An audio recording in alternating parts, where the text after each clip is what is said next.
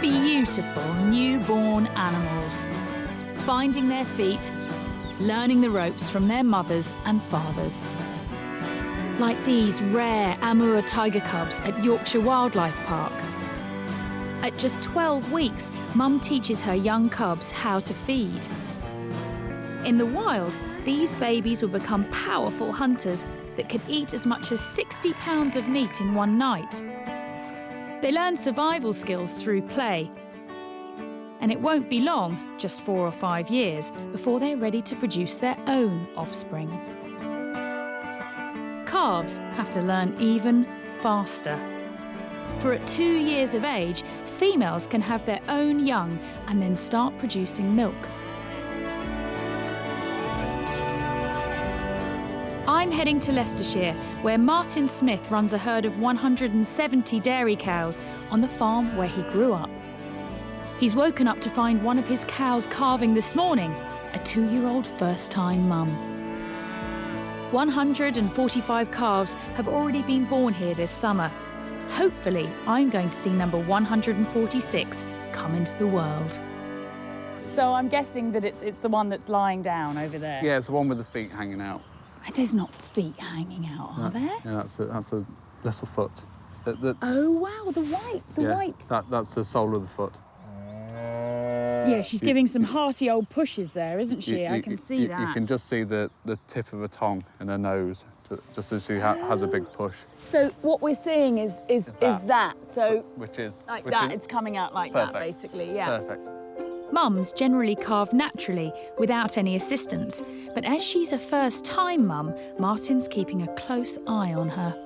None of these animals in this field have been milked before. They have to have their first calf before the milk production cycle starts.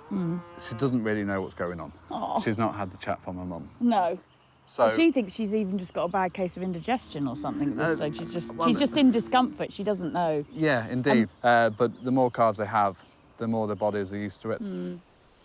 Most calvings generally take between 4 and 6 hours. She's already been in labour for 5 hours and doesn't seem to be able to settle. God, it always seems amazing that they walk around a bit, but I guess it just sort of relieves a bit of the tension and jiggles them around a bit. In between the contractions, I think they actually quite like to get up because it moves the calf's position as well. You've got to be quite good with your judgment and experience and spotting the moment that that's okay, it's too late now, we need to go in. Normally, I'd intervene first with seeing if I could get the calving aid onto her to assist her. If that's not working, you are leaning towards potentially a caesarean.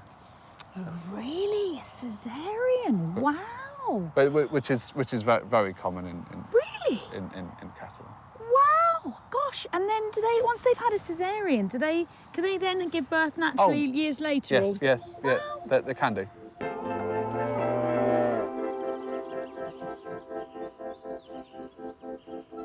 I'm just going to leave her away from the other cows, let her settle down. And... Yeah, OK. We've isolated her in her own private birthing field. Because she's a heifer, she's a first-time mum. She seems to be struggling a bit with keeping away from the other pregnant ladies. And you can't help feel just a bit sorry for her. And I hope that it all goes OK. Cheers. Here's to a successful delivery. Exactly. One where we don't have to get involved. The longer we wait, the more likely it is that we are going to need to get involved. You might get your hands dirty. Yes. Oh, I don't know. I'm not sure whether I'm ready to do the full James Herriot, if you know what I mean. I don't know whether I can... I'll get you some long gloves, you'll be fine. Oh. Joking aside, Mum's been in labour for 6 hours and she hasn't progressed any further. Martin has to decide if it's time to intervene. She's just looking a bit agitated now. She does look agitated, doesn't she? Bless her. It's at this point that you might actually be able to get over there and get the ropes on her. In with the jack. Can I If I can go near her. Yeah. And then if you can bring the jack over to me. Yeah. Give me a nod. Yeah. Mum's got 60 stone of weight behind her. She's already distressed, and so Martin's got the tricky job of getting ropes around the legs of the calf without causing her too much stress. Do you think you can do it by hand? I just need to try and get the other one on. Pass me the jack. That'd be good. The use of a carving aid isn't unusual and will help Martin work with Mum to ease the baby out in the most pain-free way possible when there are complications. Oh, don't go there. It's not an easy job to get the rope round and the jack on her without spooking her. She's gone round the hedge.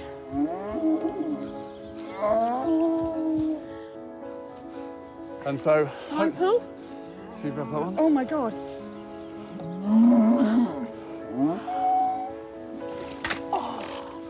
There we go. Do we need to hold it upside down to get the lungs clear? No, it's fine. There it is. After such a long labour and dramatic birth, we need our calf to take its first breath. So if you get the bit of grass... A bit of the grass goes up the nose. There you go. You're just getting that reflex. Means that the lungs are working nicely.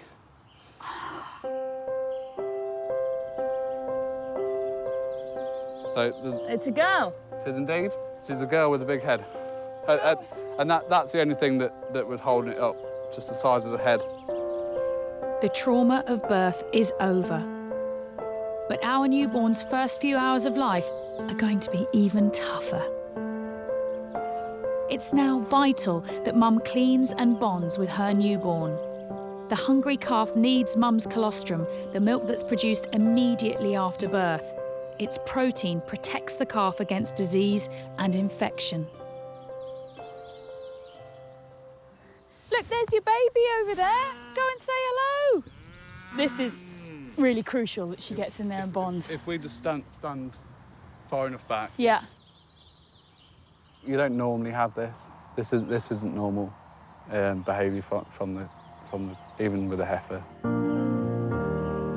Quickly, it's clear there's a problem. Mum isn't showing any interest in her baby. You always get a percentage that aren't massively maternal. The calving experience, she's probably quite shocked with what's happened. I'm quite shocked. No, And it wasn't even me. I wasn't riding along the backside or actually giving birth. And I'm still slightly quivering after the whole experience. For a helpless calf, this is devastating. Half an hour after being born, she needs Mum's milk and nurture. It's a crucial time for our newborn.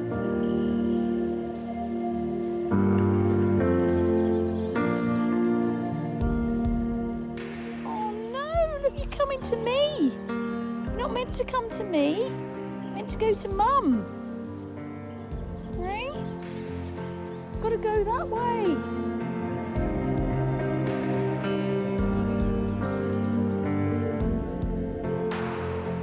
Come on. Let's lead you to your mum. I'm not your mum. Martin is desperately trying to get the bond between mother and calf.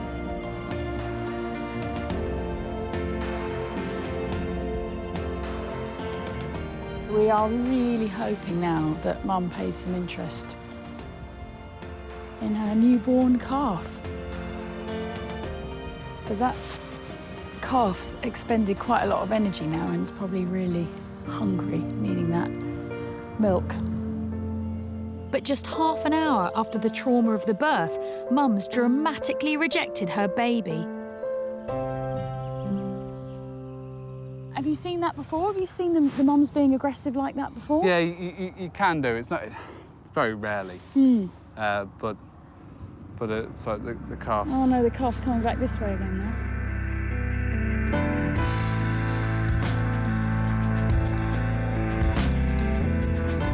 We just can't run the risk of Mum harming her newborn calf. What we'll do is we'll let the cow out the field, and then we'll take the calf up to the shed and milk the cow by hand, and then we'll feed that colostrum to the calf. It's not Mum's fault, but she doesn't have the maternal instinct this time round. Calves are generally separated from their mums around 36 hours after birth. So our calf is getting a fast track to meeting her brothers and sisters. Ah, Ah, so this is the nursery then? Yes, this is where we rear them ourselves. Within here, she'll find the care and companionship she deserves. Martin's priority now is getting Mum's colostrum to give her calf the best start in life. Now Mum's producing milk, she'll join Martin's herd, being milked twice a day. Ideally, she'll calve again next year. Martin will continue to bottle feed our beautiful calf for the next 6 weeks to get her strong. And within 2 or 3 years, she will hopefully go on to produce her own calves and become a mum herself. So this is extremely unexpected outcome from my calving experience. I didn't think that I was going to turn into a calf's mum. Very different. Quite special.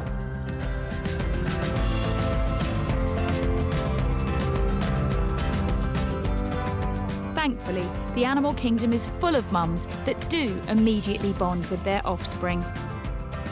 Feeding, nurturing and loving, and protecting their babies in those vital few first hours. The next species I'm meeting, in Oxfordshire, are surprisingly protective and gentle mums. Alligators. This is Daisy, a 7-foot-long female American alligator. And this is her partner, Albert. Hello, Sean. How you doing? You all right? Nice to meet you. I'm meeting Sean Foggett, who runs Crocodiles of the World, where he breeds crocodilia, hoping to preserve species by returning them to the wild in the future. So this is where Mum and Dad live? This is Mum and Dad Alligator. Okay. And this is Daisy and Albert. Daisy and Albert. Oh, my word! It's huge! And then, that's Mum. Oh, and Mum's a smaller one, just down it by me, yeah. So she is smaller. The female crocodilians are always smaller than the males. More refined and ladylike. Of course, although she does boss them around. Does she? Oh, yeah. Is that the nest over there? That's the nest. So these guys are mound nesting species, which means they dig a hole in the top and deposit the eggs in the top of the nest. 58 days ago, our cameras were there when Sean suspects Daisy laid her eggs. She's never been able to hatch her eggs naturally, so Sean had the onerous task of collecting them, ready to get them in an incubator. This is Zoo 1, calling Crook 1 and Crook 2. Rather him than me. Could you come to the alligator enclosure? Female alligators and crocodiles are very, very protective of their nest. Lots of aggression to try and warn off predators. They haven't survived 220 million years from being poor mums. Very dangerous job. A massive, man-eating mum isn't to be messed with.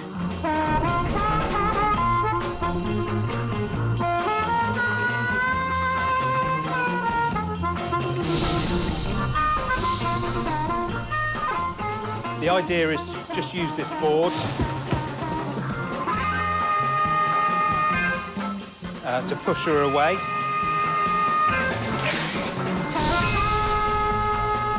She's stubborn, but just doing what comes natural. Put the other board next to here.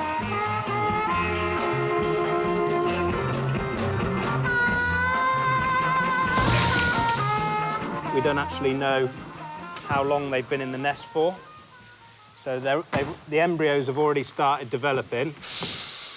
And once that happens, you can't turn the egg at all. So we need to know where the top is.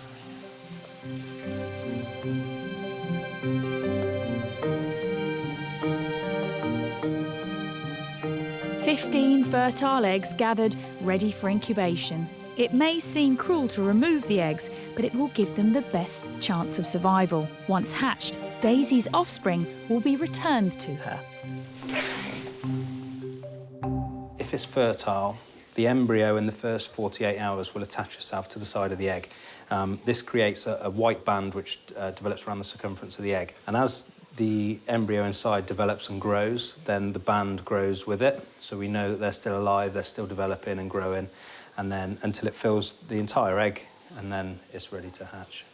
They'll go into 2 different incubators because temperature determines the sex of the babies. So we'll try and get a selection of males and females. We'll leave them be now, let them grow and develop, and hopefully in a couple of months we'll see some baby alligators. And 58 days on, that day has come.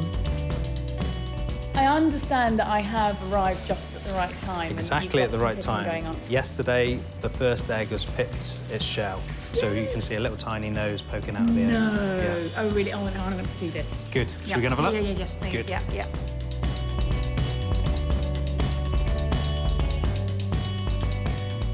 Okay, ready?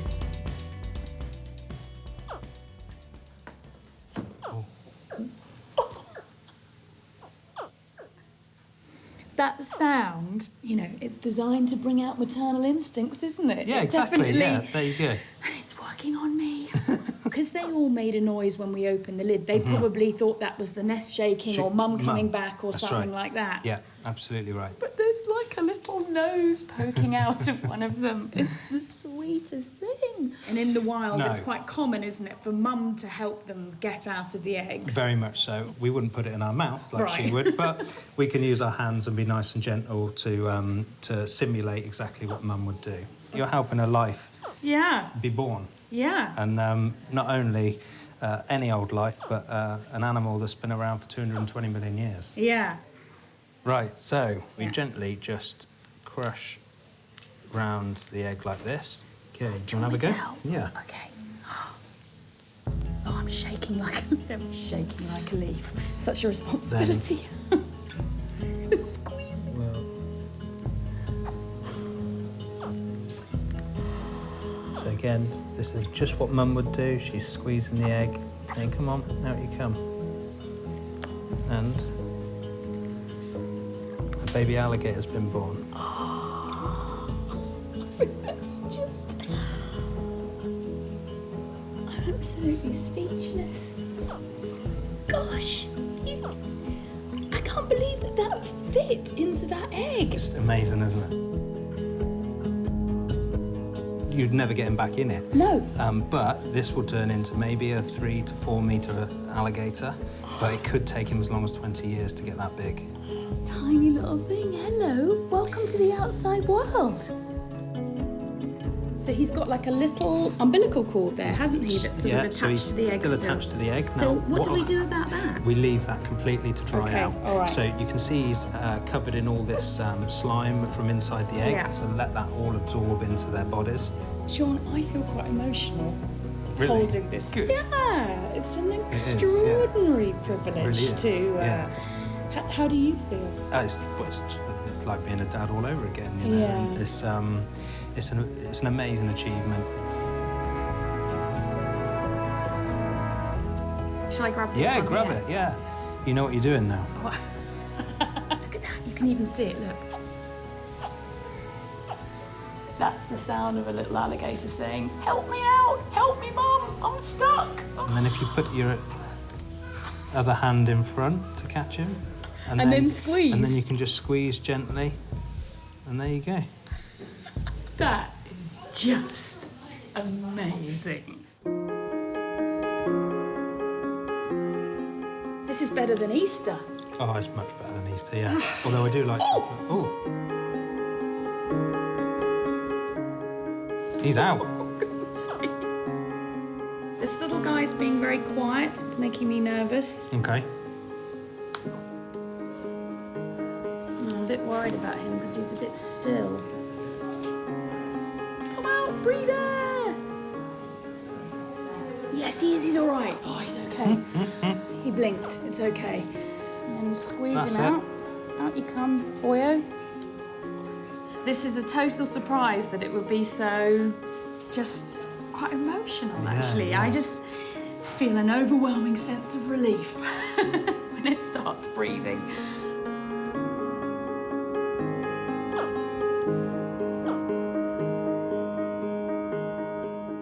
This little guy, born today, I helped arrive in this world, could live to be 100 years old.